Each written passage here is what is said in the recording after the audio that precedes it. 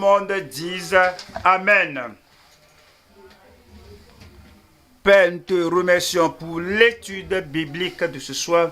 Merci de nous avoir amenés ici, nous avoir gardés en vie afin que ta révélation, ton instruction pénètre nos cœurs et que nous vivions tel que nous devons vivre pour amener les autres à toi par la lumière qui brille en nous afin de te connaître. Merci parce que tu nous as exaucés. Au nom de Jésus, nous prions.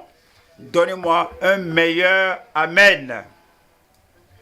Merci beaucoup. Asseyez-vous. Ce soir, nous sommes à Exode 3.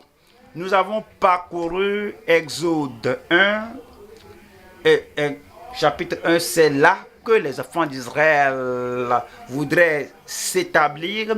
Ils voudraient s'établir parce que tout était confortable pour eux et à cause de ce réconfort, ils oubliaient la terre promise.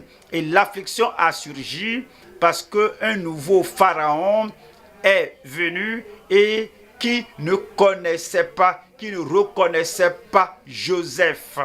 Et à cause de cela, l'oppression est survenue sur eux. L'affliction s'abattait sur les enfants d'Israël en Égypte. Cette affliction dans le ministère de l'affliction, c'est pour les secouer, les détourner le fait de s'établir en Égypte afin que leur cœur, leur esprit désire la terre excellente, la terre promise que le Seigneur leur avait promise par Abraham. Nous sommes arrivés au chapitre 2. Au chapitre 2, nous comprenons que Moïse était né. Lorsqu'il était né, il était né sous l'édit que tout garçon, que tout mâle né,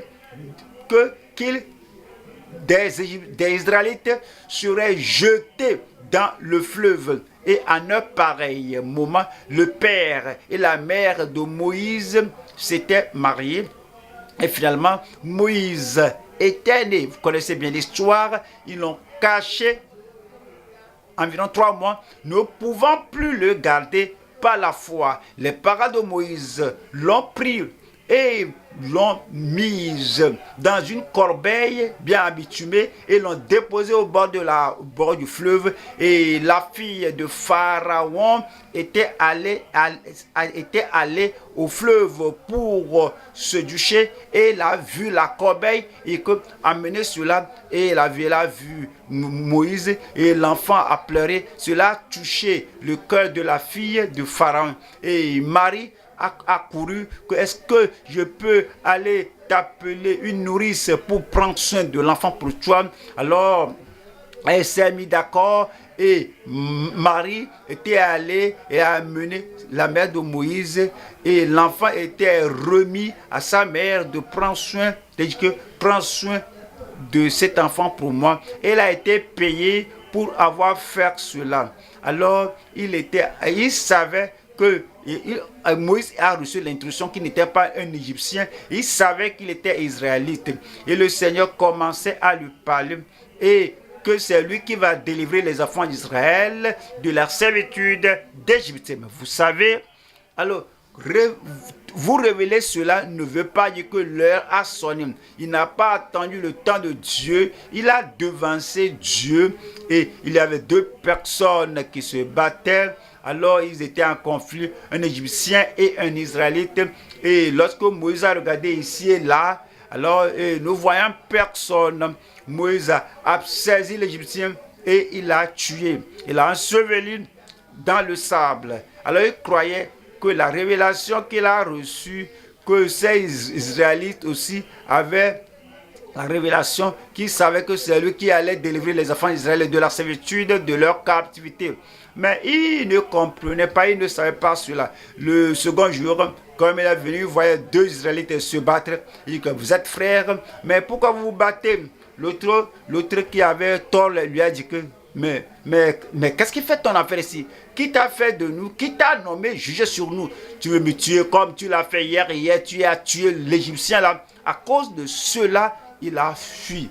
On a appris une leçon de là. Que vous pourrez savoir, vous pourrez connaître la volonté de Dieu. Vous pourrez avoir l'appel de Dieu. Mais vous devez attendre patiemment jusqu'à ce que le temps de Dieu arrive et que Dieu fasse ce qu'il allait faire.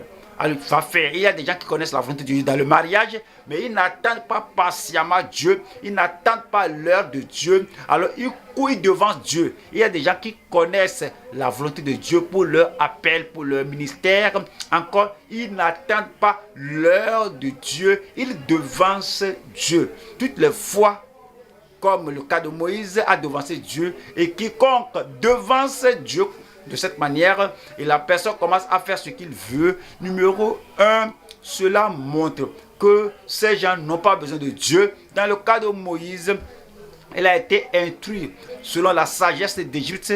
Et alors, il a connu et il a reçu toutes les leçons d'Égypte. Il était puissant en œuvre. Et alors, il a la force naturelle, il a la formation. Pour lui, devait seulement aller délivrer les enfants d'Israël. Si Dieu a permis cela, la gloire serait donnée à Moïse et à la formation qu'il a eue en Égypte. Mais Dieu a dit que je ne partagerai pas ma gloire avec personne. Donc, nous devons apprendre que dans l'œuvre de Dieu, on ne dépend pas de notre connaissance, de notre sagesse. Nous ne dépendons pas de la formation qu'on avait, parce que cela ne peut sauver aucune âme. Cela ne peut faire sortir un pécheur des ténèbres à la lumière. Les efforts humains vont échouer. La connaissance humaine va échouer. L'habileté humaine va échouer quand il s'agit de faire l'œuvre de Dieu. Mais à cause de cela, Moïse a fui.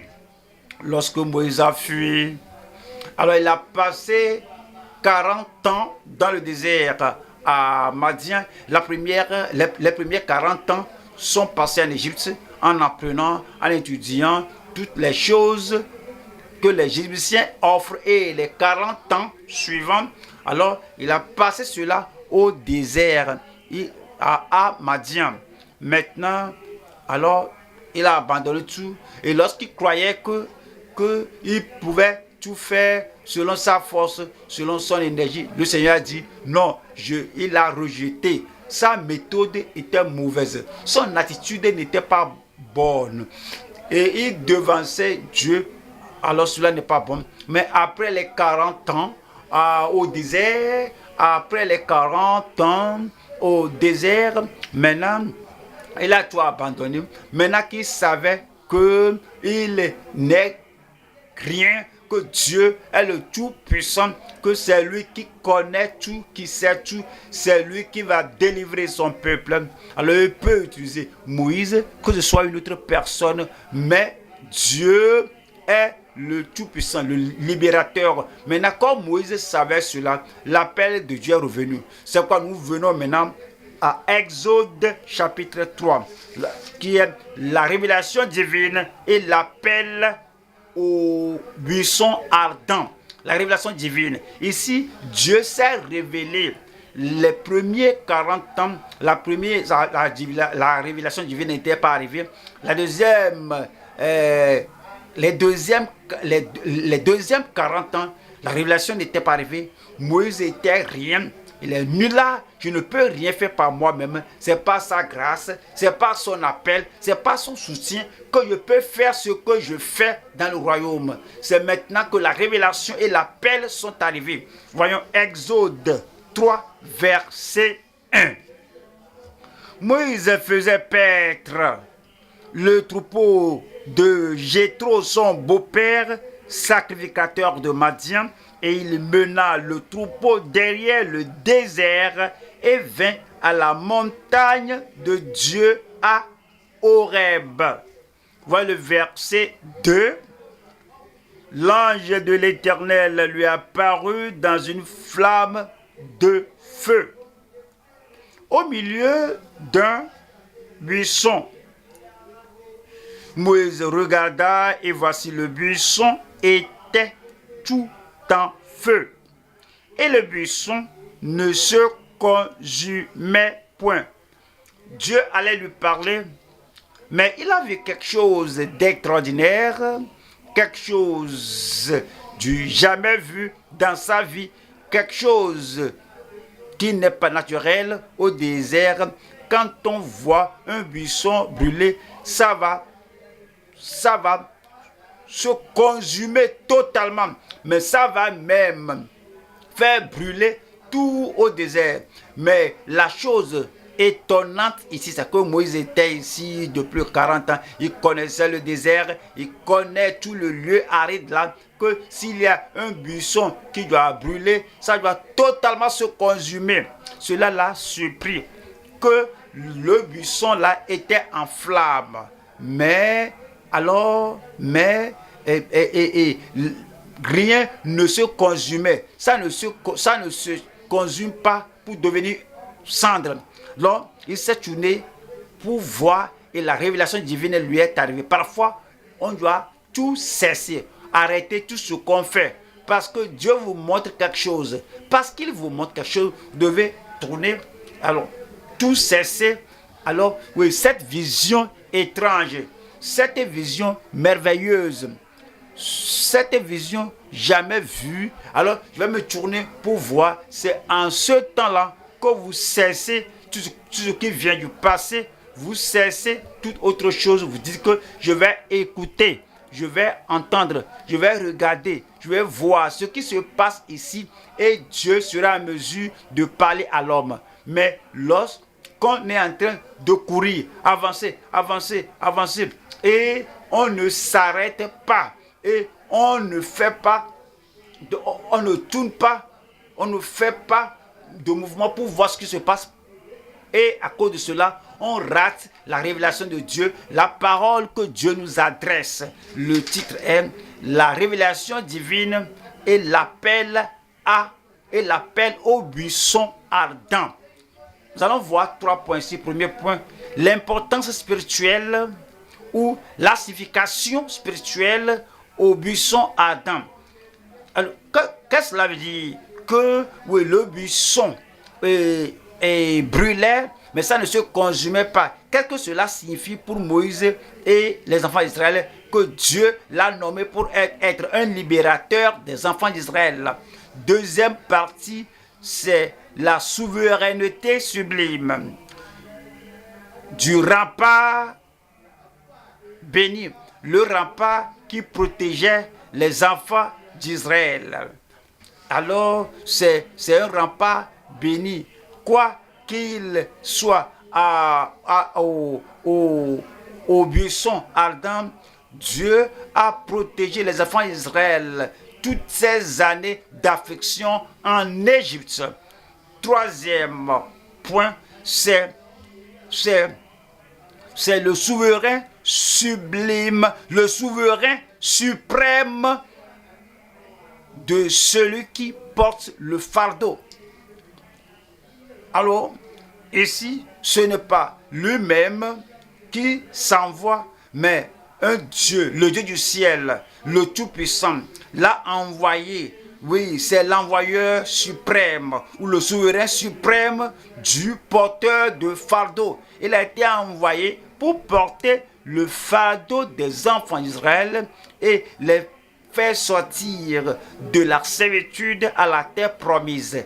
Il savait qu'il avait le droit d'être envoyé comme un porteur de fardeau. Voyons la première partie, le premier point, c'est la signification spirituelle du buisson ardent. Exode 3. Nous avons le verset 1 et 2. Voilà le verset 3. Moïse dit, je veux me détourner pour voir quelle est cette grande vision. Une grande vision. Et pourquoi le buisson ne se consume point? Le verset 4 dit, l'Éternel vit qu'il se détournait.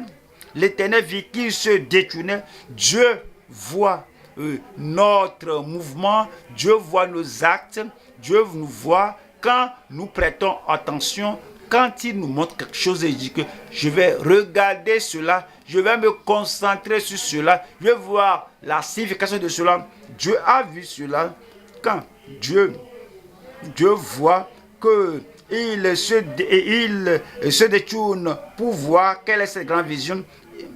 Et l'Éternel vit qu'il se détournait pour voir, et Dieu l'appela du milieu du buisson et dit, Moïse, Moïse. Et il répondit, me voici. Verset 5. Dieu dit, n'approche pas d'ici. Ôte tes souliers de tes pieds, car le lieu sur lequel tu te tiens est une terre sainte. Verset 6. 6. Et il ajouta, je suis le Dieu de ton père, le Dieu d'Abraham, le Dieu d'Isaac et le Dieu de Jacob. Moïse se cacha le visage car il craignait de regarder Dieu.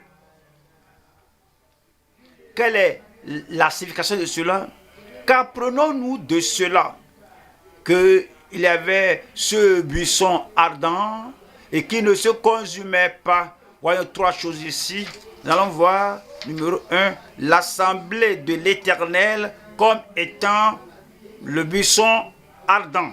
Deuxième partie, nous allons voir l'ange de l'Éternel dans le buisson ardent. Numéro 3, l'annonce de l'Éternel au buisson ardent. Première partie, l'annonce, l'assemblée de l'Éternel, la nation de l'Éternel, le peuple de Dieu comme étant le buisson ardent. Nous allons Deutéronome chapitre 4, nous allons voir la signification et le vrai portrait, l'image de ce buisson ardent qui ne se consumait pas. Deutéronome 4, verset 20, qui dit, mais vous, l'Éternel vous a pris et vous a fait sortir de la fournaise de fer de l'Égypte. Les enfants d'Israël étaient dans la fournaise de fer de l'Égypte, afin que vous fussiez un peuple qui lui appartient en propre, comme vous l'êtes aujourd'hui. Qu'est-ce que cela veut dire? Cela veut dire que les enfants d'Israël, en tant que nation, ils étaient dans l'affliction. L'affliction, c'est le feu qui brûlait. La nation d'Israël était sous l'oppression, sous l'affliction, dans une fournaise de fer. Toutefois, plus l'affliction croissait, plus il devenait fort, de plus en plus fort, plus puissant. Même dans la fournaise d'affliction, et le buisson ne se consumait pas. Alors cela, il redevenait de plus en plus frais, comme le feu brûlait. Nous allons à Ésaïe 48. Ésaïe 48, le verset 10 dit, je t'ai mis au creuset, mais non pour retirer de l'argent. Je t'ai éprouvé dans la fournaise de l'adversité. C'est la signification ça. Le buisson ardent qui ne se consumait pas. Dieu dit, tu sais là où je t'ai retrouvé, tu étais en Égypte sous la servitude, tu étais dans l'affliction de feu. Cependant, je t'ai choisi dans la fournaise de l'adversité. Verset 11 dit, c'est pour l'amour de moi que je veux agir. Car comment mon nom serait-il profané? Je ne donnerai pas ma gloire à un autre.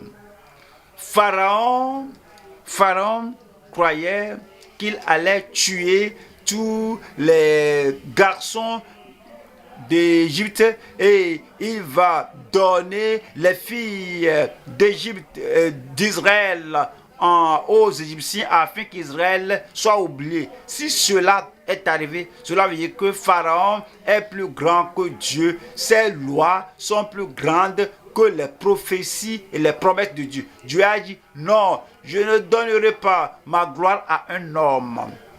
Verset 12. Écoutez-moi Jacob, et toi Israël, que j'ai appelé. C'est moi qui suis le premier, c'est aussi moi qui suis le dernier. Je vais à la deuxième partie ici, qui est l'ange de l'Éternel dans le buisson ardent. Au fait, c'est la présence du Seigneur, pas l'ange du Seigneur. Alors, quand vous voyez l'Ancien Testament, l'ange du Seigneur, alors ceci en particulier se réfère à Jésus-Christ avant qu'il ne soit arrivé dans le monde. Alors c'est l'apparition de la préincarnation de Jésus-Christ. On va à Ésaïe 63, le verset 9. Ésaïe 63, verset 9. Et c'est 63, verset 9, que dans toutes les afflictions, dans toute leur détresse, ils n'ont pas été sans secours. Et l'ange qui est devant sa face les a sauvés. Alors c'est l'ange de Dieu qui les a sauvés, qui les a protégés. Et l'ange qui est devant sa face les a sauvés. Il les a lui-même rachetés dans son amour et dans sa miséricorde. Et constamment, il les a soutenus et portés aux anciens jours. Alors, c'était la préservation du Seigneur, c'était la protection du Seigneur qui a fait taire l'ennemi, qui a arrêté la violence du feu, et la fournaise ne pouvait pas les consumer. Tout comme il a fait pour Shadrach, Meshach et Abednego, ils étaient jetés dans la fournaise ardente. Cependant, il n'y avait pas de signe de feu qui les ait brûlés. On va à Daniel chapitre 3, le verset 24 dit: alors le roi Nebuchadnezzar fut effrayé et se leva précipitamment. Il prit la parole et dit à ses conseillers: n'avons-nous pas jeté au milieu du feu 3 hommes liés? Ils répondirent au roi: certainement, au roi. Shadrach, Meshach, Abednego, seulement 3 personnes que nous avons jetées dans le feu. Le verset suivant dit: il reprit et dit: eh bien, je vois 4 hommes sans lien qui marchent au milieu du feu. Alors toutes les chaînes brisées, toutes les chaînes des gens du monde et l'Égypte spirituelle qui veut vous lier, toutes leurs chaînes sont brisées de votre vie. Et dit: et je vois 4 hommes sans lien qui marchent au milieu du feu et qui n'ont point de mal, et la figure du 4e ressemble à celle d'un fils de Dieu. Il est toujours avec nous. C'est pourquoi il a dit que tout pouvoir m'a été donné dans le ciel et sur la terre. Et dit: allez par tout le monde entier et enseignez-leur et baptisez-les au nom du Père, du Fils et du Saint-Esprit.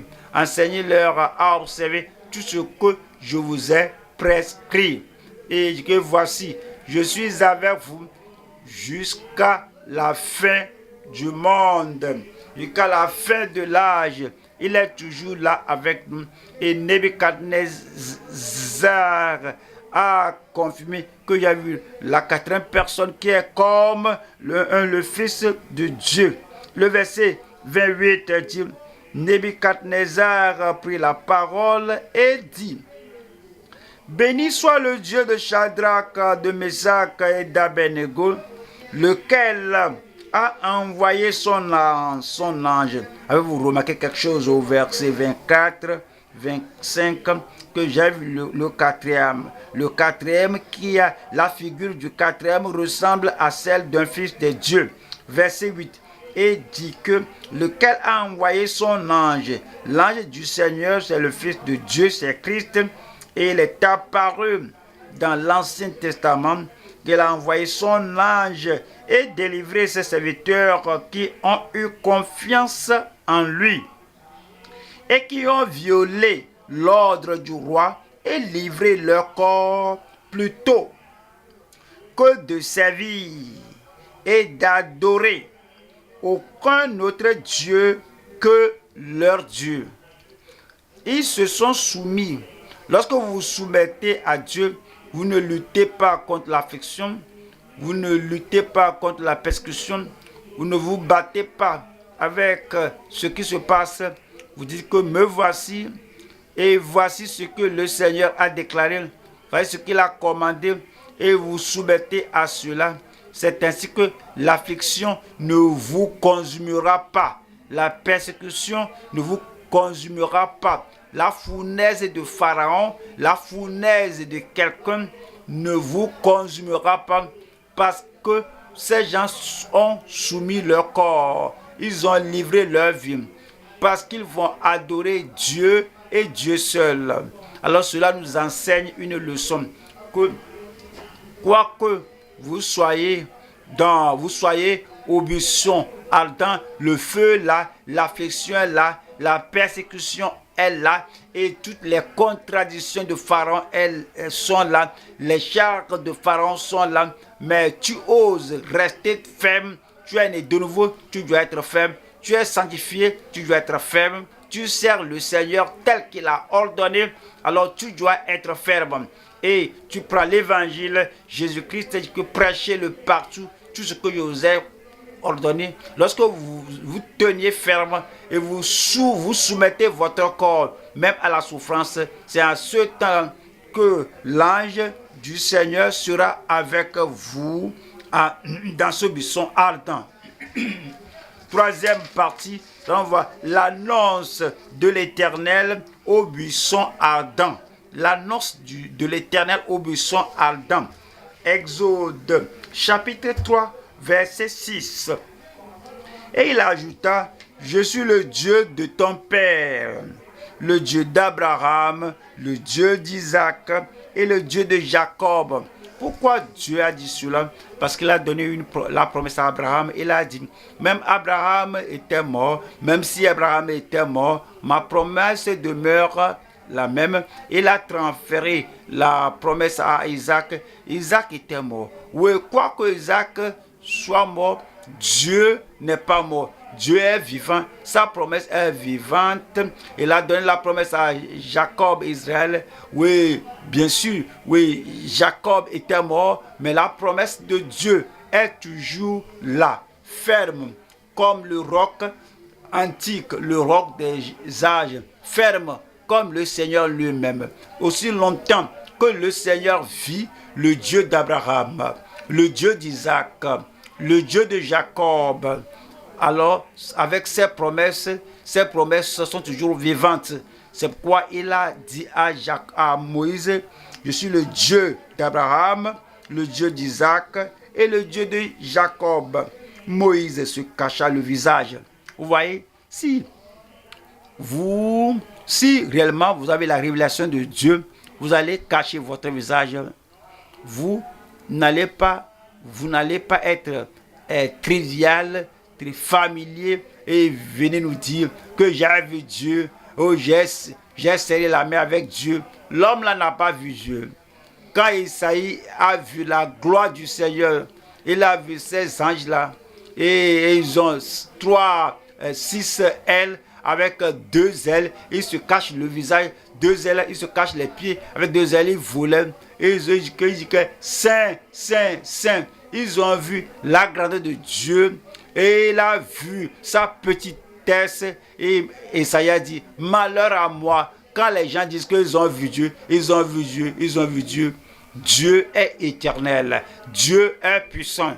Et ils disent qu'ils ont vu Dieu, ils ont fait ceci avec Dieu, ils ont fait cela avec Dieu. Ce n'est pas vrai. Et Moïse, il se cacha le visage car il craignait de regarder Dieu. Alors à Apocalypse 2, verset 2. Que oui, j'ai entendu la voix qui me parlait, c'est comme un tonnerre. Il a regardé, il a vu Jésus dans sa gloire. Il est tombé raide mort. Le Seigneur l'a touché et l'a relevé. Quand nous voyons la révélation de Dieu, la gloire de Dieu, cela nous fait voir notre petitesse et nous fait voir notre nullité et nous exaltons Dieu. Maintenant, l'annonce de l'Éternel au buisson ardent. Nous allons à Malachie 3, Malachie chapitre 3, verset 6. Car je suis l'Éternel, je ne change pas. Et vous, enfants de Jacob, vous n'avez pas été consumés. Enfants de Jacob, alors beaucoup d'empires voulaient tuer, détruire, effacer, exterminer les enfants d'Israël. Les empires, l'empire d'Égypte, l'empire des Assyriens, l'empire des Babyloniens, l'empire médo-perse et l'empire grec, tous ces empires ont essayé. Mais à cause de l'annonce que je suis Dieu, je ne change pas. C'est pourquoi il n'était pas consumé. Nous allons au deuxième point maintenant. Allons au deuxième point. Nous allons voir ici la souveraineté sublime du rempart béni. Nous allons de Exode 3, versets 7 à 15. Nous allons voir encore trois sections ici. Première partie, nous allons voir ici la délivrance promise d'Israël de la servitude amère. La servitude était amère. Pourquoi Dieu a-t-il permis cela? Je vous l'ai déjà expliqué. Ces enfants d'Israël, ils s'établissaient en Égypte.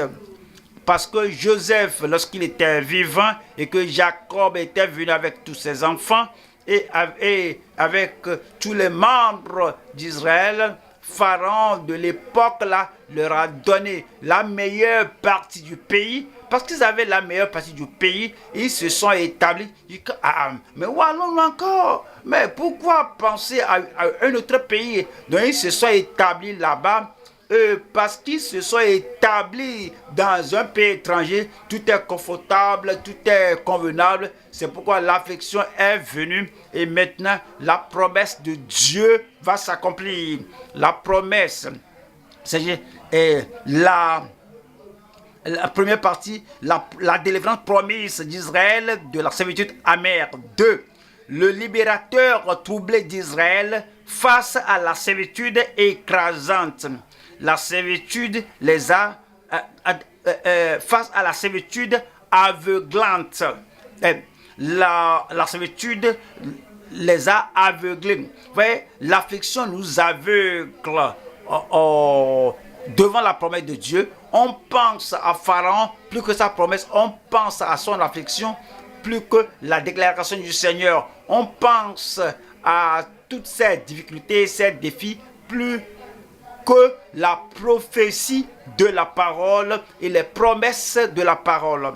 Parce que l'affliction a tendance à nous aveugler et la servitude aveugle le peuple à la réalité de qui Dieu est, à la réalité de ce que Dieu a dit qu'il fera, à la réalité de l'accomplissement et de la réalité des promesses de Dieu.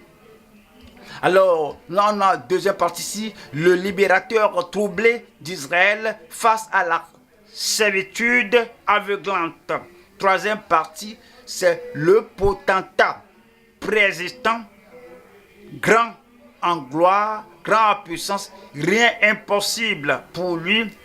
Alors, il hésitait avant que le monde ne soit. Alors, il était là, il est le Dieu éternel. Alors, le potentat préexistant, délivrant Israël de la servitude écrasante. La servitude écrase l'épine dorsale. Quand on a la colonne vertébrale, on se tient debout, on est ferme. Quand l'affliction vient là, ça brise la colonne vertébrale. On n'est plus en mesure de se tenir tout droit. toute la conviction qu'on avait, toutes les promesses qu'on a faites au Seigneur et toute la consécration ferme qu'on a faite au Seigneur, la servitude a tendance à briser l'homme là. Vous savez, l'homme là, avant que la persécution, la servitude ne vienne, avant que les problèmes du monde, il disait, me voici ici. Les gens qui l'ont entendu, que te voilà, tu es ferme ici, tu ne seras pas ici pour toujours. Il va amener la servitude pour briser l'épine dorsale de l'homme là, et l'homme va commencer maintenant à compromettre, parce que ça, c'est l'objectif de ce qui amène la servitude, c'est pour briser sa colonne vertébrale. Mais il y a un potentat, il y a une puissance, il y a le Dieu tout-puissant qui préexistait avant Pharaon, avant Nebuchadnezzar, avant Hérode, avant tout homme. Et Dieu délivre son peuple de la servitude écrasante. Voyez la première partie ici, c'est la délivrance promise d'Israël de la servitude amère. De la servitude amère.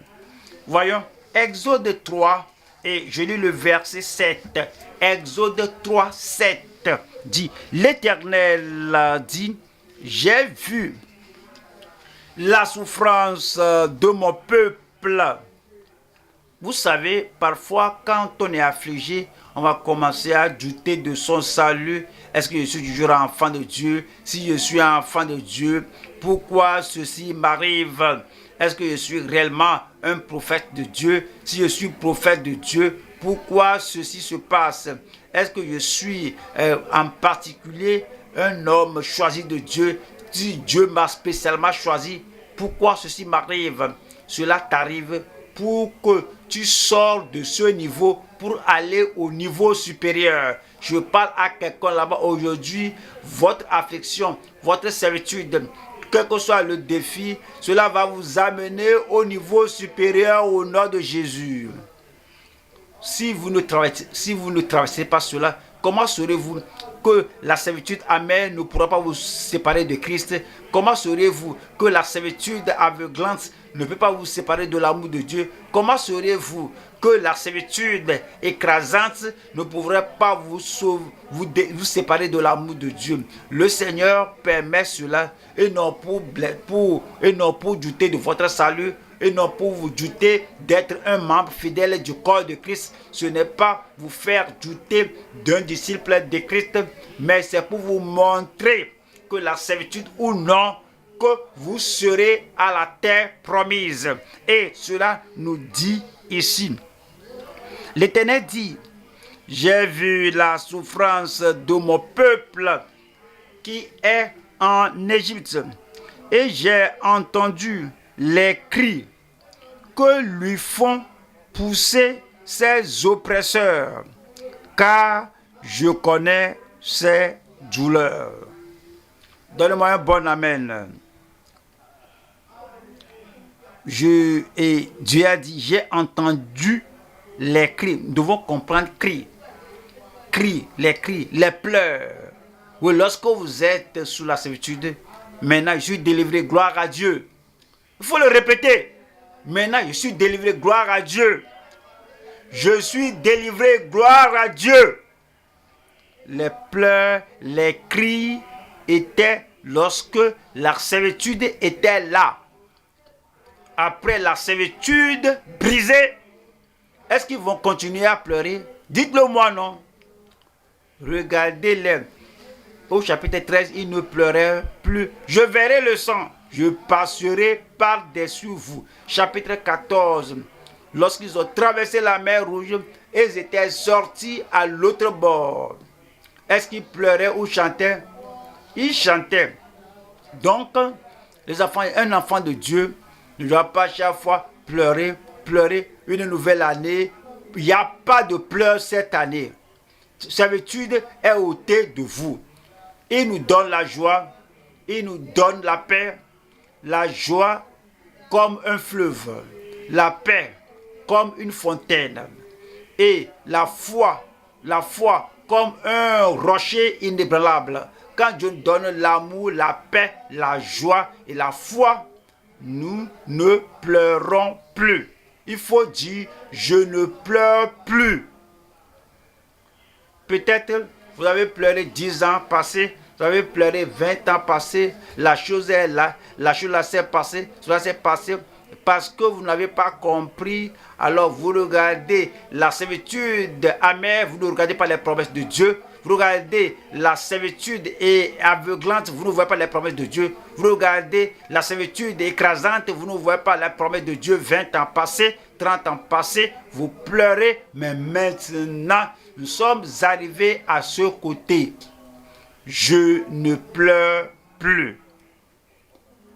Ouais, les autres continuent de pleurer, mais dans l'assemblée, nous sommes à divers niveaux. Certains de ce côté de la croix, d'autres à l'autre côté de la croix. Et vous pourrez entendre que certains pleuraient, un enfant, vous pourrez entendre quelqu'un pleurer. Oui, il est persécuté, c'est un nouveau converti. Et il ne connaît pas son droit, il ne sait pas que Pharaon n'a pas le dernier mot dans sa vie. Comme vous le savez, comme je le sais. Donne-moi un bon amen. Donc, vous pourrez entendre les gens pleurer. Alors, vous ne devez pas importer leurs cris, leurs pleurs à votre vie. Parce que vous êtes maintenant vainqueur. Et il dit que j'ai vu la souffrance de mon peuple qui est en Égypte et j'ai entendu les cris que lui font pousser ses oppresseurs car je connais ces douleurs. Verset 8 dit, je suis descendu pour le délivrer de la main des Égyptiens et pour le faire monter de ce pays dans un bon et vaste pays. Nous serons là, dans un pays où coule le lait et le miel, dans les lieux qu'habitent les Cananéens, les Étiens, les Amoriens, les Phérésiens, les Éviens et les Jébusiens. Voilà, le verset 9 dit, voici les cris d'Israël sont venus jusqu'à moi et j'ai vu l'oppression que leur font souffrir les Égyptiens. Voyons Psaume 34. Psaume 34, verset 19. Psaume 34, verset 19. L'Éternel est près de ceux qui ont le cœur brisé. Dites Amen. Et il sauve ceux qui ont l'esprit dans l'abassement. Verset 20. Le malheur atteint souvent le juste, mais l'Éternel l'en délivre comment? Toujours. L'Éternel l'en délivre toujours. L'Éternel vous en délivre toujours. Vous êtes délivrés au nom de Jésus. Voyons la deuxième partie ici, c'est le libérateur troublé d'Israël face à la servitude aveuglante. Je l'ai déjà expliqué. La servitude, l'affliction, la persécution, le conflit, l'opposition tendent à aveugler les gens. Qu'on ne voit pas la grandeur de notre Dieu. On ne voit pas la puissance de notre Dieu. Parce que la servitude nous aveugle. Nous allons à Exode 3, le verset 10. Et que maintenant, cela, il parle à Moïse, le libérateur. Maintenant, va, je t'enverrai auprès de Pharaon et tu feras sortir d'Égypte mon peuple, les enfants d'Israël. Voilà le verset 11. Moïse dit à Dieu, qui suis-je? Qui suis-je? Qui suis-je? pour aller vers Pharaon et pour faire sortir d'Égypte les enfants d'Israël. La servitude l'a aveuglé et la confiance qu'il avait 40 ans écoulés, alors il n'en avait plus. La confiance, l'assurance, la certitude de son appel qu'il avait 40 ans passés, il n'en avait plus. Alors il croyait à l'époque, là, 40 ans passés, que les gens vont reconnaître que le Seigneur l'a suscité pour délivrer les enfants d'Israël. Même les enfants d'Israël, alors dans la servitude amère, ne pouvaient pas écouter aucune voix d'un libérateur. Et lui-même était si sûr des années écoulées, en maintenant il était aveuglé. Il était aveugle à la foi, aveugle à l'appel de Dieu. Il était aveugle à la révélation du Seigneur. C'est ce que la servitude fait. Je prie que l'aveuglement que la servitude a amené à notre vie, que le Seigneur fasse dissiper cela au nom de Jésus-Christ. Vous savez, lorsque vous voyez que, oui, je suis venu dans ce monde faire ceci, je ferai ceci, je ferai cela. Et puis, vous avez vos doigts brûlés, vous courez, vous êtes tombé, quelque chose était arrivé, et vous dites que, je cours trop vite. Je dis, désolé, je crois que je suis un grand gagneur d'âme. Oh, désolé, je crois avoir le don, je ferai ceci et cela. Oh, vos doigts sont brûlés, alors vous êtes aveuglé. Alors vous dites, le ministère n'est pas si facile, hein. Oh, la course n'est pas pour celui qui court. Même je crois être agile, courir très vite. Maintenant, je ne crois plus le faire. La servitude, le problème, l'affliction, l'opposition, les défis l'ont aveuglé. C'est arrivé à Moïse. Je prie que toutes les choses qui couvrent nos yeux, que le Seigneur les enlève ce jour au nom de Jésus. Et ce à quoi Dieu vous a appelé à faire, vous le ferez au nom de Jésus-Christ.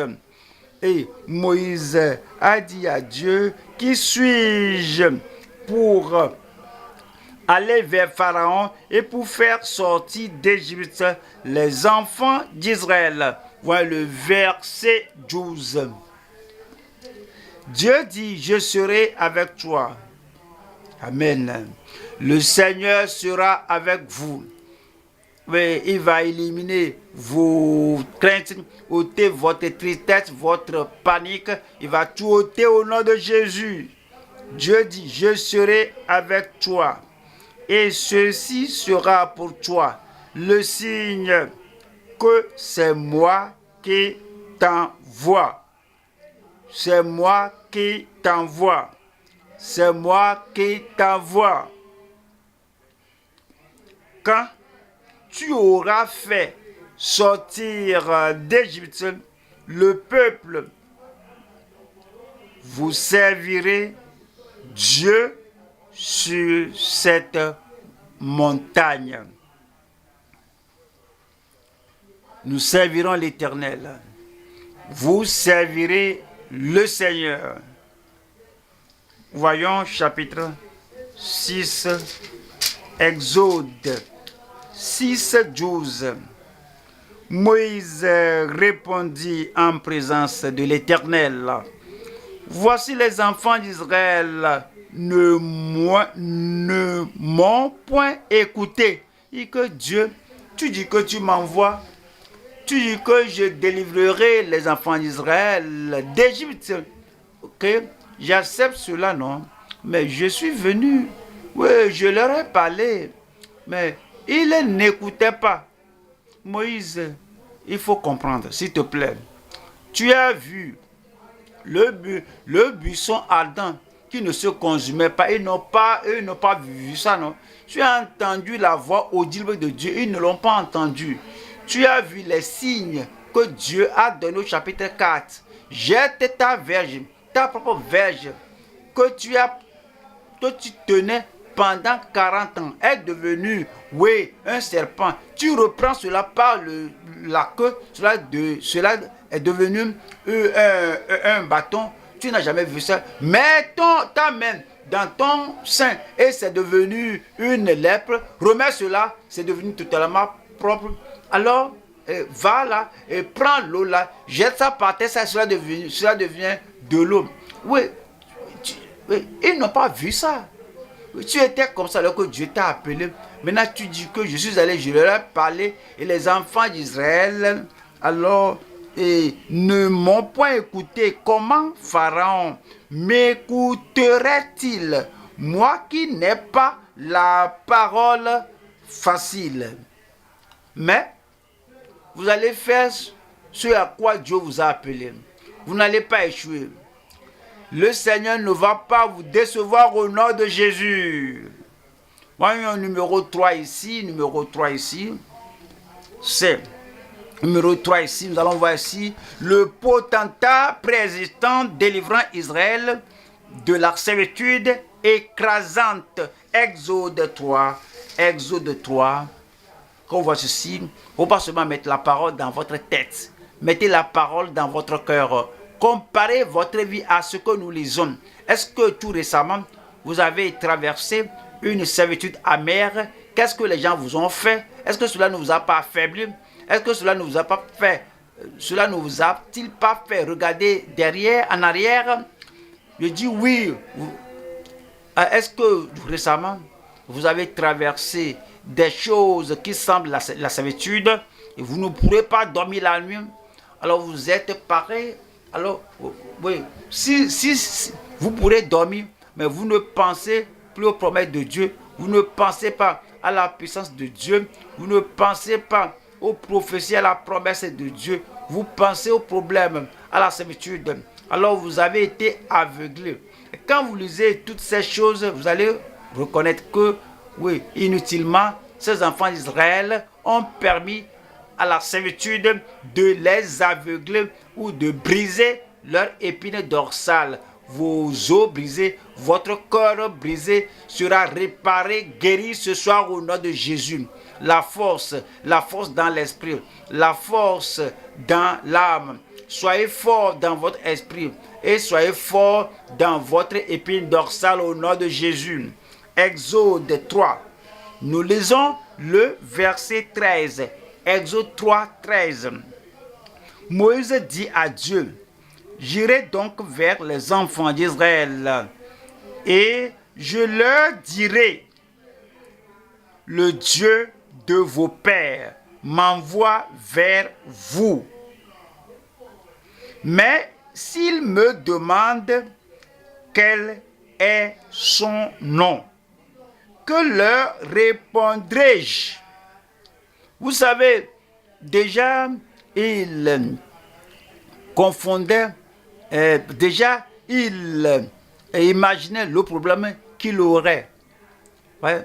Lorsque quelqu'un est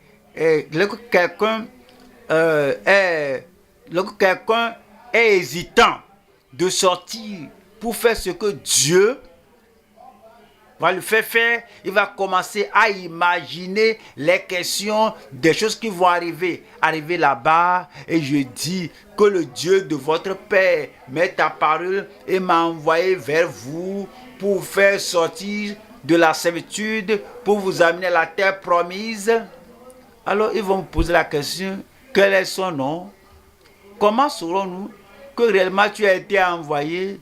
Lorsque ces questions surgissent dans vos cœurs, comprenez que peut-être vous craignez et vous imaginez tant de choses que je pourrais arriver là-bas, il pourrait dissocier cela. Verset 14. Dieu dit à Moïse, je suis celui qui suis. Allez, va leur dire que je suis celui qui existe par moi-même. Dis-leur que celui qui existe, mais qui n'a pas été créé. De toute éternité, je suis. Aujourd'hui, je suis. Le futur, je suis. Parce que Dieu existait. Il y a le potentat qui existe. Il y a celui qui est éternel, toujours là. Il n'y a jamais un temps où Dieu n'est pas là. Je suis celui qui suis. Il n'a pas dit que je suis ce que je suis. Paul a dit ça. Dieu a fait de lui celui qu'il est. Mais dans le cas du Tout-Puissant, dans le cas de Dieu éternel, dans le cas de Dieu qui existe par lui-même, il dit, je suis celui qui suis. Et il a dit, et il ajouta, c'est ainsi que tu répondras aux enfants d'Israël, celui qui s'appelle je suis, c'est-à-dire l'Éternel m'a envoyé vers vous. Le verset 15 dit, Dieu dit encore à Moïse, tu parleras ainsi aux enfants d'Israël, l'Éternel, Dieu de vos pères, le Dieu d'Abraham, le Dieu d'Isaac et le Dieu de Jacob, m'envoie vers vous. Voilà mon nom pour l'éternité. Voilà mon nom de génération en génération. De génération en génération. Nous allons à Apocalypse, chapitre 1, verset 8. Je suis l'alpha et l'oméga, je suis l'alpha et l'oméga, dit le Seigneur, le commencement et la fin, celui qui est, qui était et qui vient, le Tout-Puissant. Nous allons maintenant au troisième point. Troisième point. L'envoyeur suprême du porteur de fardeau. Dieu est l'envoyeur suprême. Nous craignons celui qui nous envoie. On ne craint pas les gens vers qui nous sommes envoyés. Nous honorons celui qui nous a envoyés. Nous croyons à celui qui nous a envoyés. Nous adorons celui qui nous a envoyés. Nous obéissons à celui qui nous envoie. Il connaissait le commencement.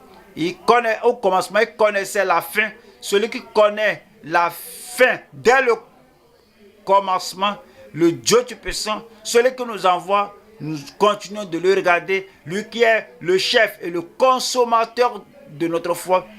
Tournez-vous vers moi, vous les extrémités de la terre, vous serez sauvés, vous serez sanctifiés, vous serez affermis, parce que je suis Dieu et il n'y en a point d'autre. Pensez à celui qui vous envoie. Moïse, alors, pensez à l'envoyeur suprême qui l'envoyait en tant que porteur de fardeau. Exode 3, nous lisons verset 16. Exode 3, verset 16. Va, rassemble les anciens d'Israël et dis-leur, l'Éternel, le Dieu de vos pères, le Dieu d'Abraham, le Dieu d'Isaac et de Jacob, m'est apparu. Il a dit, je vous ai vu et j'ai vu ce qu'on vous fait en Égypte. Verset 17. 17 dit, et j'ai dit, je vous ferai monter de l'Égypte où vous souffrez, dans le pays des Cananéens, des Hétiens, des Amoréens, des Phéréziens, des Éviens et des Jébusiens, dans un pays où coule le lait et le miel. Verset 18. 18. Ils écouteront ta voix. Moïse, écoute ce que le Seigneur a dit. Ils écouteront ta voix. Ne faut pas contredire Dieu. Ne permet pas à la servitude de t'assourdir, ouvre tes yeux. Dieu a dit, et ouvre tes oreilles. Dieu a dit, ils t'écouteront. Alors, voici ton temps maintenant. Quand tu iras, les gens vont t'écouter. Les pécheurs vont vous écouter. Ils vont se repentir. Ils vont se repentir. Ils vont accepter Christ comme leur Seigneur et Sauveur au nom de Jésus. Et tu iras, toi et les anciens d'Israël, auprès du roi d'Égypte. Et vous lui direz, l'Éternel, le Dieu des Hébreux, nous est apparu.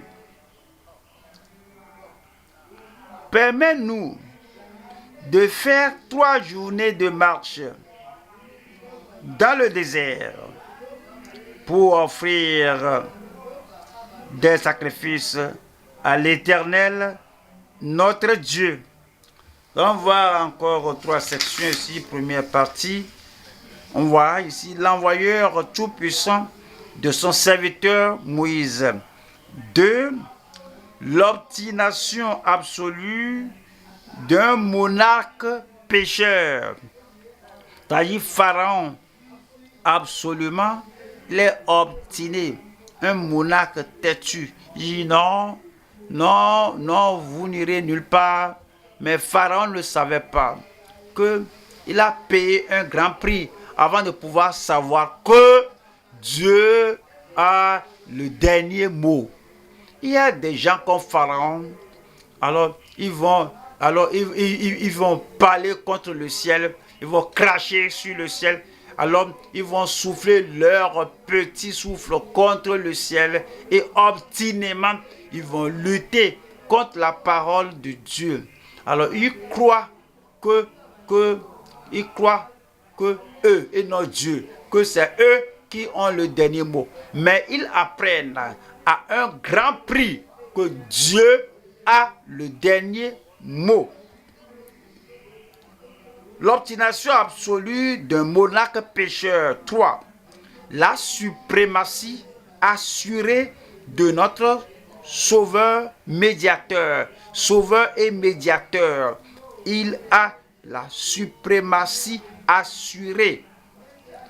Numéro 1 ici, nous allons voir ici l'envoyeur tout-puissant de son serviteur Moïse. Nous allons à Osée,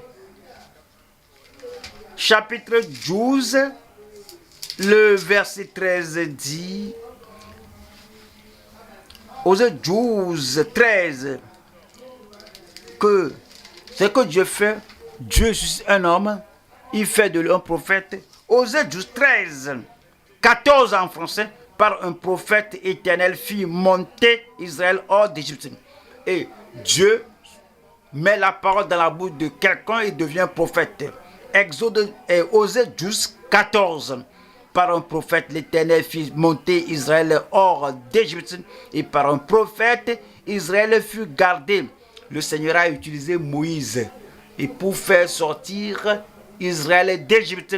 Et ce même Moïse, il a utilisé pour préserver les enfants d'Israël en leur donnant de l'eau du rocher, en leur accordant la manne, le pain du ciel.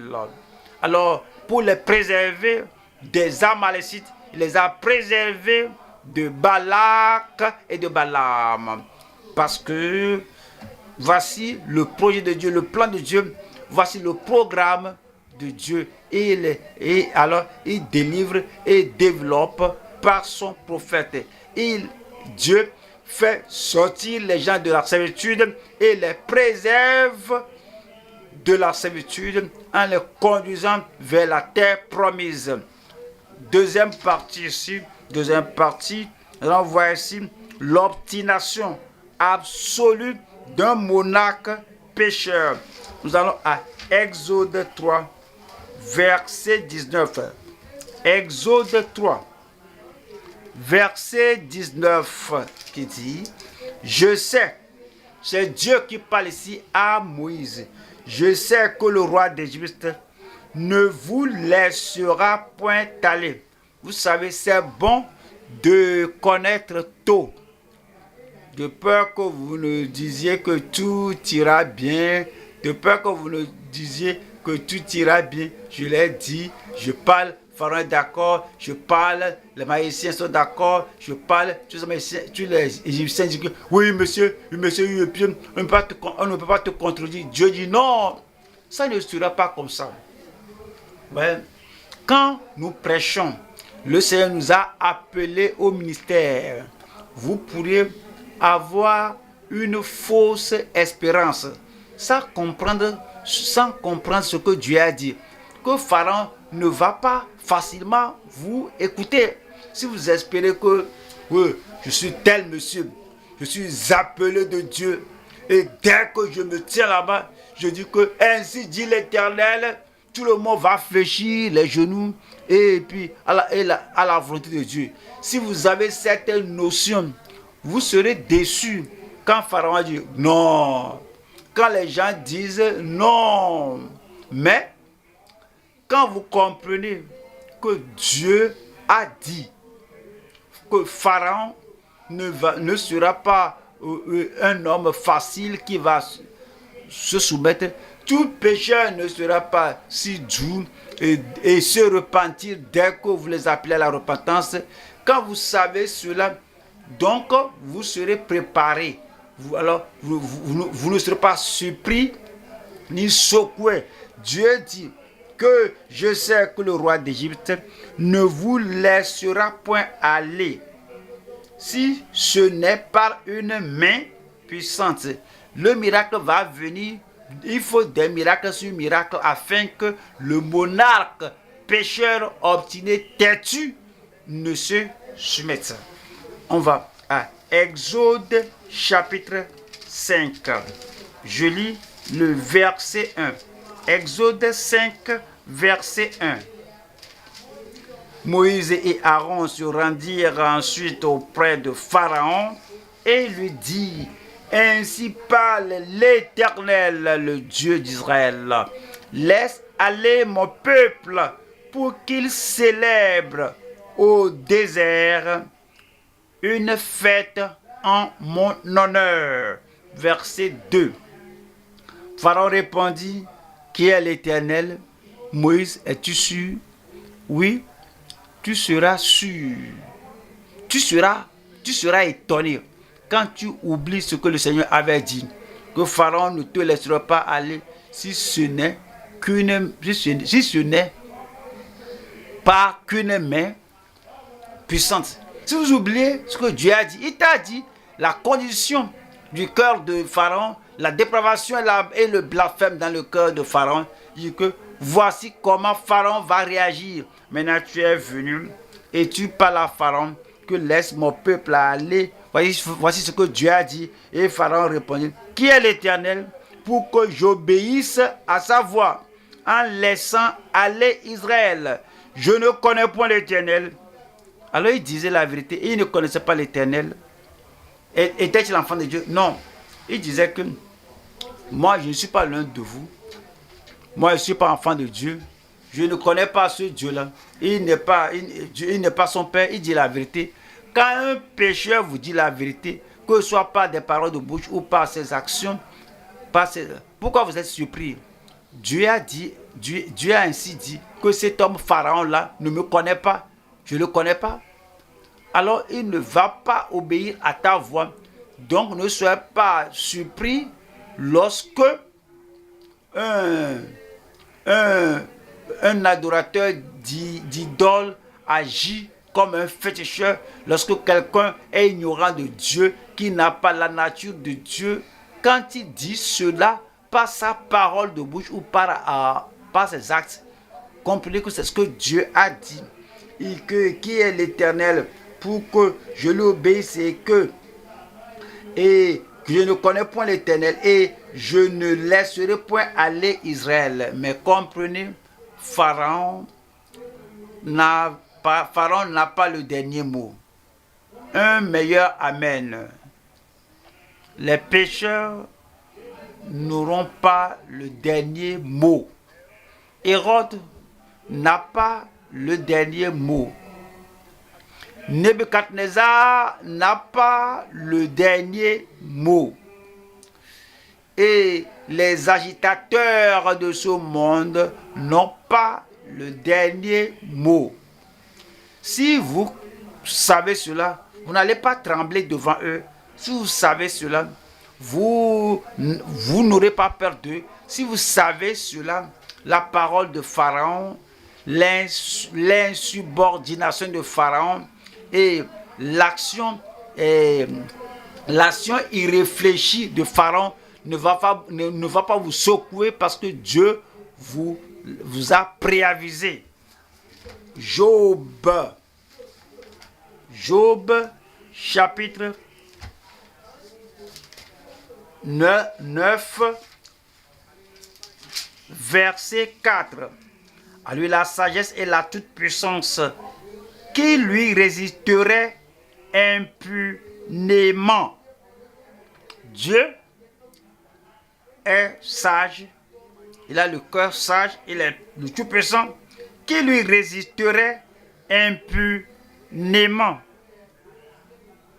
Qui peut résister au Dieu du ciel? Pharaon, il ne va pas réussir. Nebuchadnezzar, il ne va pas réussir. Hérode, non. Il ne peut jamais réussir. Il n'y a personne qui puisse résister à Dieu et réussir. Voyons le numéro 3 ici.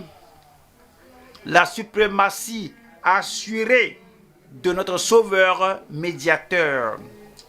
Dieu nous conduit, tout cela nous conduit à comprendre que notre Sauveur Jésus-Christ, notre médiateur Jésus-Christ est celui qui a la suprématie et il va vaincre tout défi au nom de Jésus.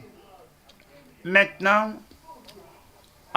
presque à la fin de l'histoire, les enfants d'Israël vont expérimenter encore une servitude dure au temps de la grande tribulation. Pourquoi?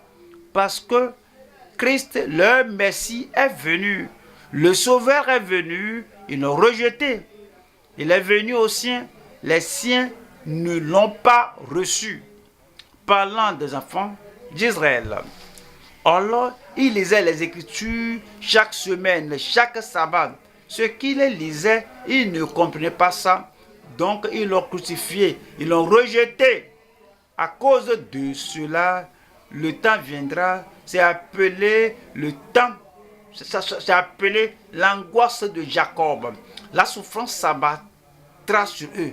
Mais le Messie, notre médiateur, le Sauveur, notre Sauveur viendra. Il va détruire le pouvoir de l'Antéchrist. Un meilleur Amen. Et puis, les enfants d'Israël, finalement, vont se soumettre et vont se donner au Seigneur. Voyons, Daniel 8,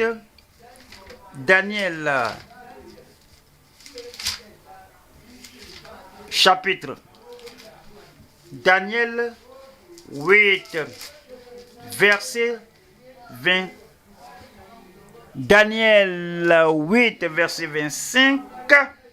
À cause de sa postérité et du succès de ses ruses, il aura de l'arrogance dans le cœur. Il fera périr beaucoup d'hommes qui vivaient paisiblement. Et il s'élèvera contre le chef des chefs. Mais il sera comme Pharaon a dit, je ne connais pas ce Dieu-là. Donc, cet Antéchrist, la bête, s'élèvera contre le chef des chefs, Christ. Mais il sera brisé sans l'effort d'aucune main. Verset 26. Et la vision des soirs et des matins dont il s'agit est véritable pour toi. Tiens secrète cette vision, car elle se rapporte à des temps éloignés. Deuxième Thessaloniciens, chapitre 1, verset 7. Et de vous donner à vous qui êtes affligés du repos avec nous. Allez-vous prendre du repos? Alors, après avoir écouté la parole, nous savons que Pharaon n'a pas le dernier mot. Cela doit nous donner du repos. Mais pour beaucoup de personnes, ils écoutent la parole. Quand ils retournent à la maison, ils sont toujours agités, ils paniquent, ils ont toujours peur que l'ennemi est toujours l'ennemi. Oui, mais ton sauveur demeure le sauveur. Le Seigneur est toujours le Seigneur pour vous. Et c'est dit que à vous qui êtes affligés, du repos avec nous. Et dit, parce que lorsque le Seigneur Jésus apparaîtra du ciel à la fin de la grande tribulation avec les anges de sa puissance. Verset 8 dit, au milieu d'une flamme de feu pour punir ceux qui ne connaissent pas Dieu. Les gens comme Pharaon qui disent que moi je ne connais pas Dieu, ils vont reconnaître qu'il y a la suprématie du sauveur médiateur. Parce que lui va punir ceux qui ne connaissent pas Dieu et ceux qui n'obéissent pas à l'évangile de notre Seigneur Jésus. Pharaon a dit que moi, je ne vais pas obéir. Oui, c'est exactement comment les gens de l'époque de tribulation diront, ils ne connaissent pas le Seigneur, ils ne vont pas obéir à l'évangile. Il y a des gens aujourd'hui qui ne connaissent pas le Seigneur et ils disent qu'ils ne vont pas obéir à l'évangile. Le Seigneur va les punir. Verset 9. Ils auront pour châtiment une ruine éternelle, une séparation éternelle, loin de la face du Seigneur et de la gloire de sa force. Le verset 10. Lorsqu'il viendra pour être en ce jour-là glorifié dans ses saints et admiré dans tous ceux qui auront cru, car notre témoignage auprès de vous a été cru. Dieu merci, nous sommes croyants. Dieu merci, nous sommes des croyants. Parce que nous croyons, le Seigneur sera glorifié dans notre vie, dans notre ministère, il sera glorifié dans notre appel, il sera glorifié dans notre famille, dans tout ce que vous faites, que je fais, que nous faisons cette année. Dieu sera glorifié au nom de Jésus. Quand Pharaon, Nebuchadnezzar, Hérode disent que nous ne le connaissons pas, nous disons ça c'est leur affaire, moi je le connais, il est mon sauveur, je le connais, il est mon sanctificateur, je le connais, c'est lui qui me fortifie, je le connais, il est mon aide, mon secours éternel, mon soutien. Quand vous le connaissez comme ça, allez montrer au monde comment vous vivez les paroles de votre bouche, tout ce que vous faites, allez montrer que je le connais et il dira, moi aussi je te connais. Alors, aujourd'hui nous apprenons ici que Pharaon n'a pas le dernier mot dans votre vie. L'affliction, la servitude, amen, ne va pas vous écraser. La servitude aveuglante ne va pas vous aveugler. La servitude écrasante ne va pas briser votre colonne vertébrale au nom de Jésus. Vous allez tenir ferme. Laissez-moi vous voir comment vous allez tenir ferme. Vous allez tenir ferme. Et vous allez tenir ferme tout droit et tout ce qui vient avant que la chose n'arrive vers vous. Le bouclier céleste va arrêter la chose là.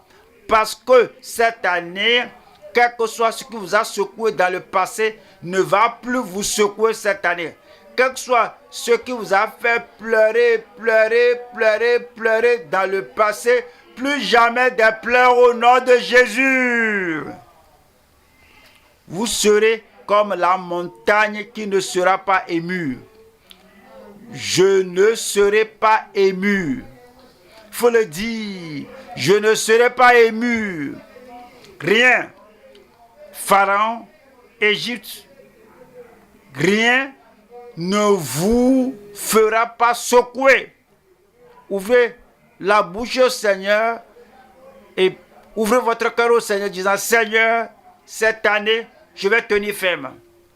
L'affliction amenée par Pharaon, amenée par l'Égypte et toutes les manœuvres des Égyptiens, des ennemis, des persécuteurs, des agitateurs ne vont pas me secouer. Parlez au Seigneur. Ne prenez pas la parole de Pharaon comme étant le dernier mot. La parole des incroyants comme étant le dernier mot. Ne prenez pas la servitude du monde, la maladie du monde comme étant le dernier mot. La magie, la sorcellerie des sorciers comme étant le dernier mot. L'orgueil, la fanfaronnade d'un pharaon incroyant, incrédule comme le dernier mot. Et ne permettez que le diable ne vous voit pas pleurer. Ah, ils l'ont fait encore, ils ont commencé encore, ils sont après moi, il faut faire ceci et cela. Ne permettez pas que les démons, que les esprits mauvais, que Satan, que Pharaon, que les persécuteurs, qu'ils ne vous voient pas pleurer. Cette année, il n'y a pas de pleurs. Soyez vainqueurs. Que le Seigneur vous fortifie. Que la parole de Dieu vous soutienne. Et restez ferme. Regardez les promesses de Dieu, pas les problèmes.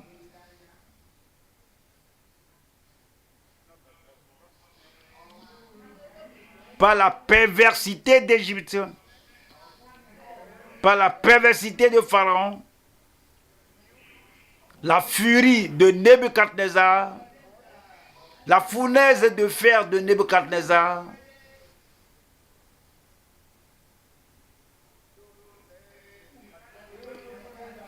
que Nebuchadnezzar ne vous attrape pas, ne vous va pas. Portons ferme cette année. Dis-lui, Nebuchadnezzar, nous n'avons pas d'égard pour toi. Nous ne te craignons pas pour te répondre. Nous avons les promesses de Dieu.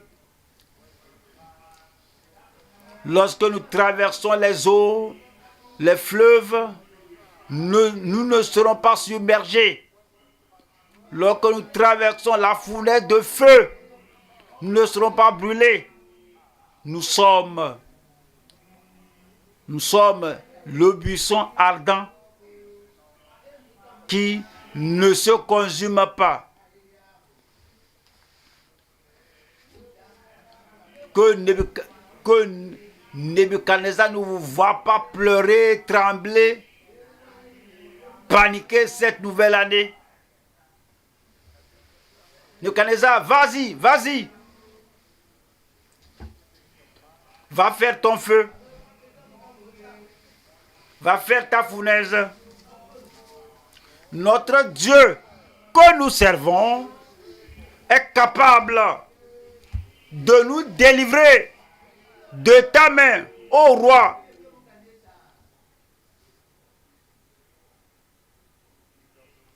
S'il ne nous délivre pas, fais-le comme bon te semble.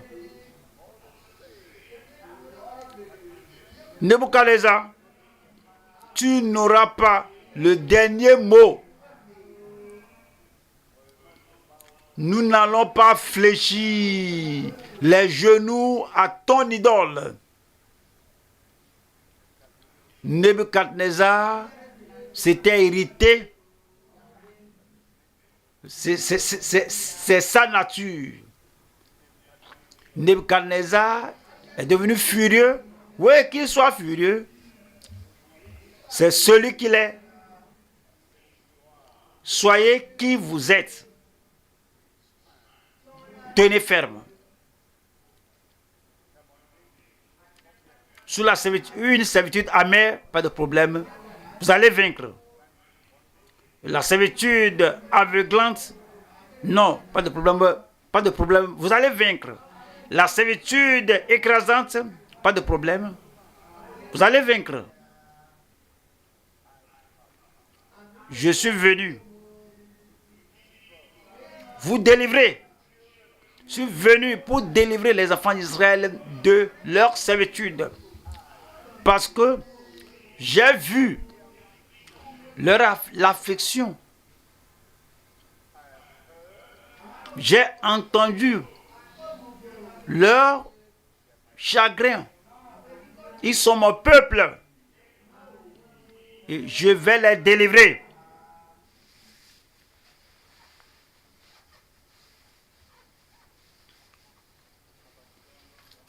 Et l'assurance dans votre cœur, Dieu va accomplir sa promesse.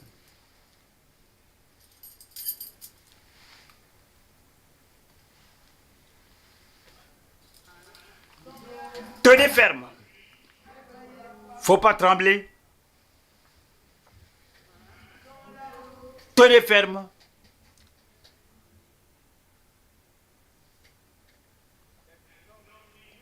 Que rien ne vous ébranle.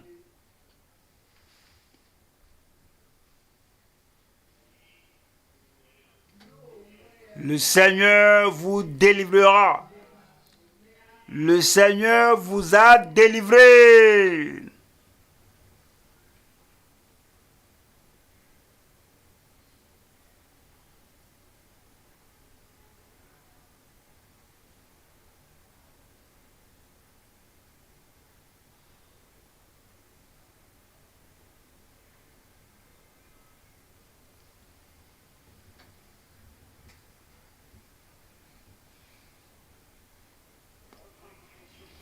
Le Dieu Tout-Puissant est suprême.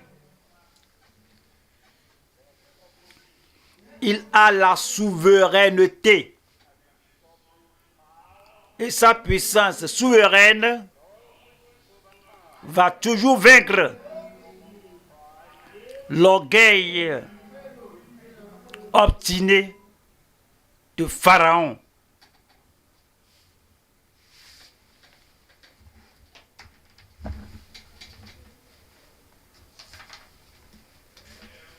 Pharaon,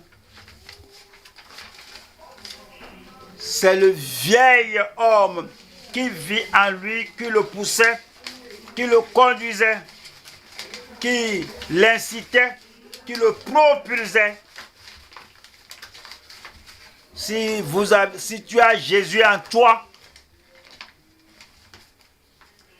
sa suprématie va triompher, va vaincre en vous. Crucifié avec Christ. Et si j'ai été crucifié avec Christ et je vis, ce n'est plus moi qui vis. C'est Christ.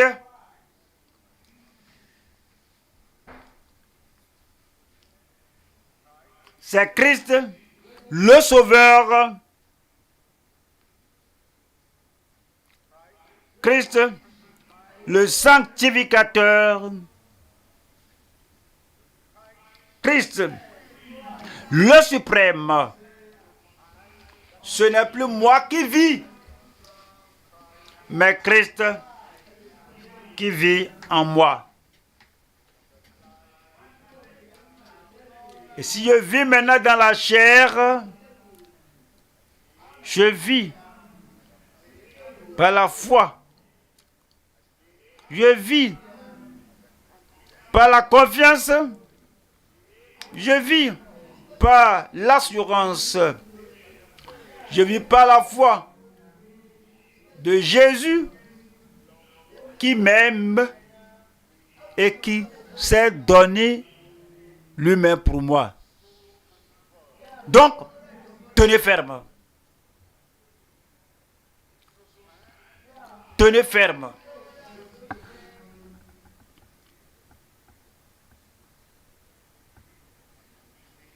Et maintenez cette fermeté. Maintenez cette assurance. Maintenez votre fidélité. Partout, partout, à tout moment, à chaque moment.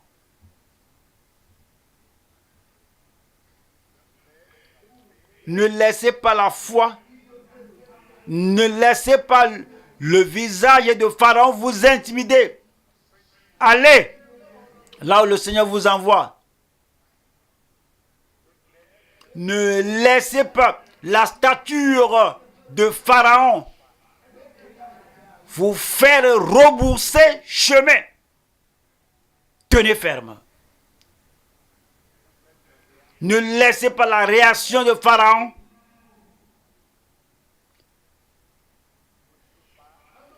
vous faire rebourser chemin. Que je ne connais pas ce Dieu. Oui, c'est vrai, c'est vrai. Oui, il ne connaît pas ce Dieu.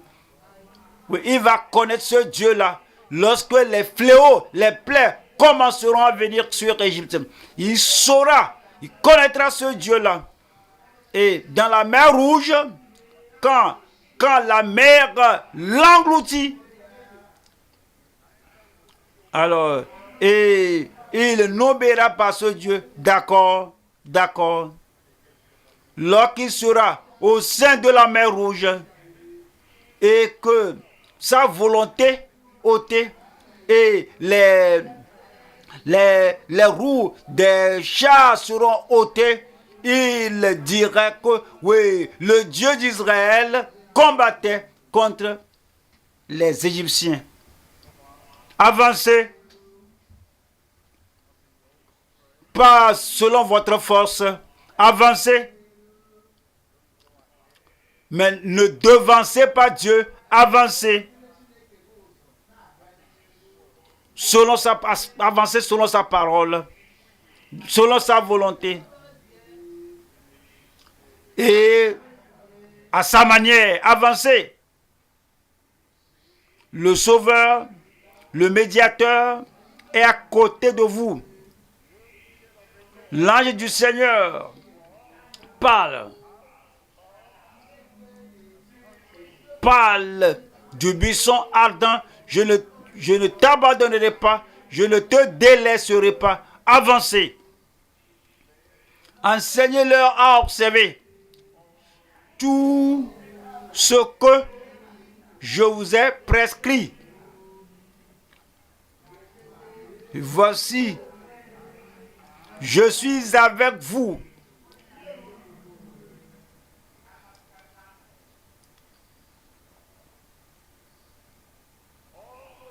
Tous les jours, jusqu'à la fin du monde.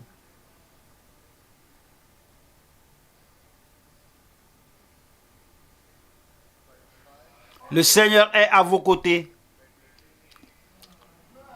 Méditez sur ces choses. Mettez les problèmes à côté, de côté.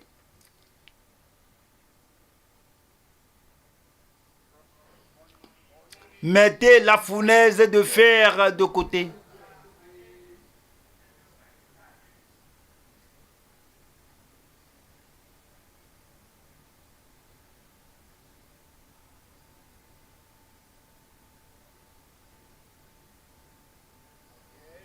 Oubliez ce que Pharaon a dit. Souvenez-vous de ce que le Seigneur a dit.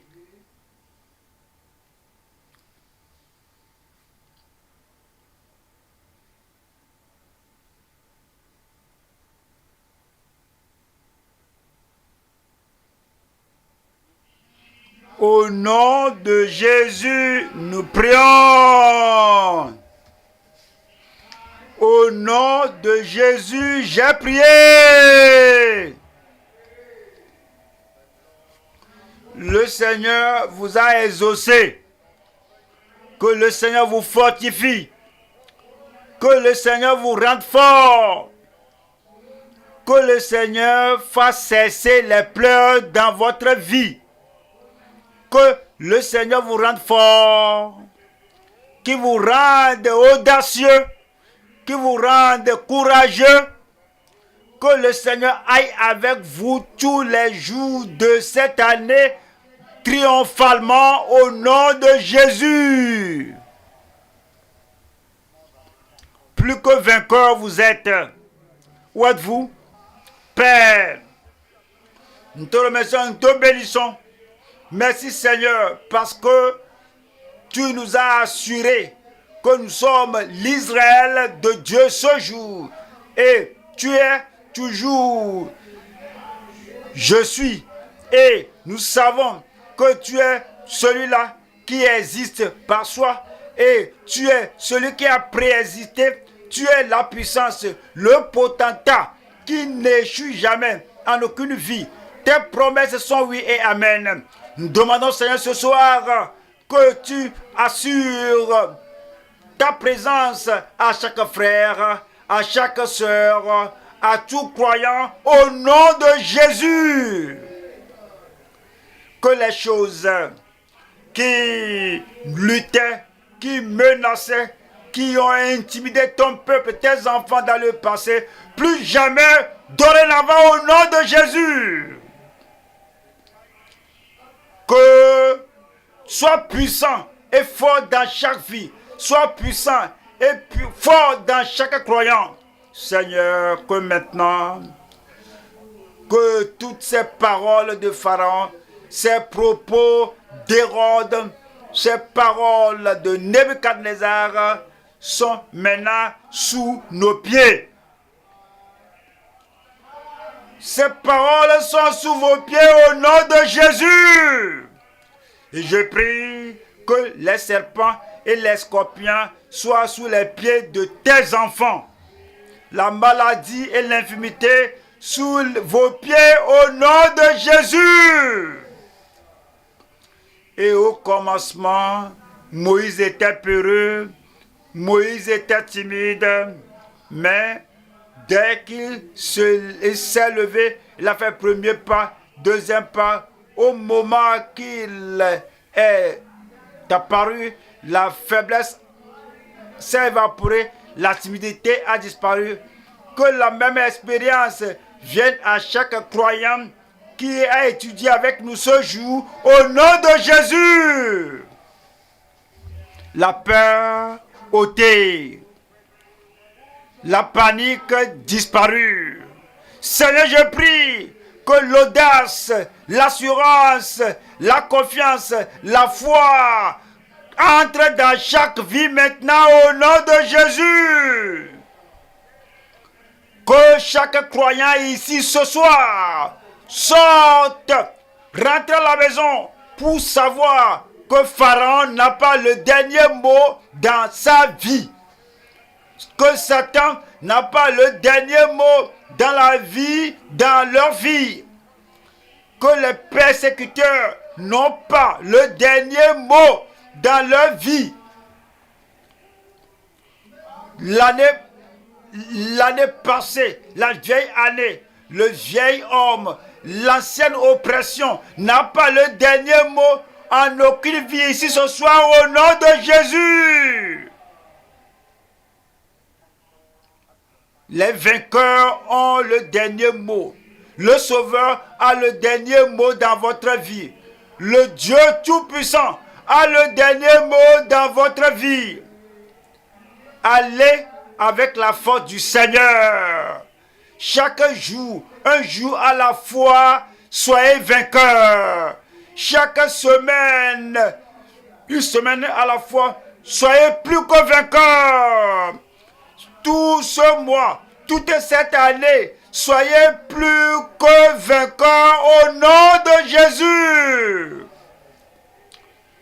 Chaque jour, chaque semaine, chaque mois, chaque année, que vous devenez de plus en plus fort, que vous montiez de plus en plus haut, que vous vainquiez de plus en plus au nom de Jésus. Merci Seigneur. Merci Seigneur.